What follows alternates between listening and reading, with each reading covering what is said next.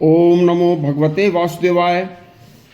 देखिए, क्या आप जानते हैं कि उस महाभारत के भीषण संग्राम में कितने लोग मारे गए थे। यह एक बड़ा अच्छा प्रसंग है और ध्यान से सुनना कि इस तरह से के जो प्रसंग होते हैं वो शिक्षाप्रद भी होते हैं। महाभारत के संग्राम में 1,66,00,00,000 व्यक्ति 18 दिन में मारे गए थे।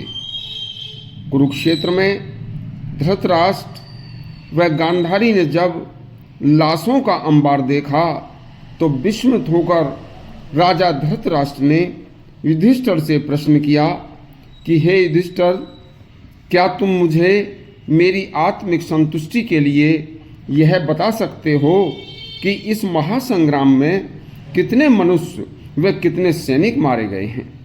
तब युधिष्ठिर ने बताया कि हे तात, जितने भी राजा अपने अपने साथ जितने भी सैनिक व अन्य कर्मचारियों को लेकर इस कुरुक्षेत्र में इस युद्ध के लिए आए थे, वह सब सैनिकों की गणना अपने अपने पक्ष के पांडवों और कौरवों को किया करते थे।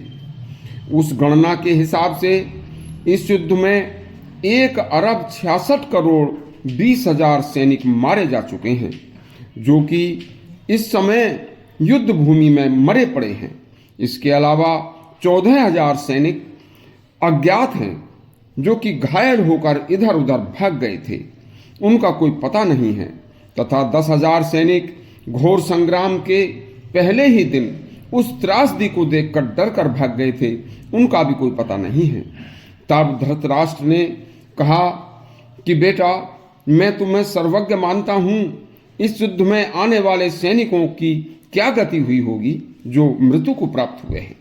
तब युधिष्ठिर ने कहा, महाराज, जिन क्षत्रियों ने अपने अपने क्षत्रिय धर्म का पालन करते हुए अपने शरीर को वीरतापूर्वक युद्ध की अग्नि में झोंका है, वे सभी क्षत्रिय इंद्र के समान पुण्य लोक को गए हैं। मरना तो एक दिन सभी को है, लेकिन क्षत्रिय को क्षत्रिय धर्म निभाते हुए युद्ध में मरना ही स्वर्ग भेजता है। लेकिन हे राजन, धर्म व अधर्म सैनिक के राजा का कार्य है। यदि सैनिक अधर्मी राजा के साथ रहकर भी मरे हैं तो भी उन्हें पुण्य लोक ही प्राप्त होगा। अधर्म की लड़ाई का पाप तो सैनिकों को नहीं, राजा को लगेगा, सैनिकों को नहीं लगेगा। सैनिकों ने तो अपना क्षत्रिय धर्म निभाया है। धृतराष्ट्र ने कहा, बेटा, यह ज्ञान तुम्हें कैसे प्राप्त हुआ। तब युधिष्ठिर ने कहा कि वनवास के दौरान मैं तीर्थों के दर्शन करता चल रहा था, तभी एक दिन मुझे देव ऋषि लोमेश के दर्शन हुए। उन्हीं के आशीर्वाद से मुझे यह अनुस्मृति प्राप्त हुई। उसी ज्ञान के प्रभाव से मुझे दिव्य दृष्टि प्राप्त हो गई है। देखिए, तब धृतराष्ट्र ने कहा, भैया, इन समस्त लोगों का दाह संस्कार कैसे होगा ताकि यह बेचारे यहाँ न पड़े रह जाएं। तब धृतराष्ट्र ने विदुर जी की आज्ञा से धृतराष्ट्र के सम्मुख सभी कौरवों व उनके रिश्तेदारों तथा 99 भाइयों का दाह संस्कार चंदन व घृत में भीगी लकड़ियों से व सामग्री में कराया, तथा एक तरफ कौरवों व पांडवों की दोनों तरफ के सैनिकों को हजार हजार लोगों की लाशों की ढेरियां लगवाकर उन्हें घृत में भीगी लकड़ियों से सामूहिक उनका दाह संस्कार किया। इसके बाद टूटे फूटे रथों व टूटे शस्त्रों हथियारों को इकट्ठा करके बड़ी बड़ी ढेरियां लगवाकर उनमें भी आग लगवाई।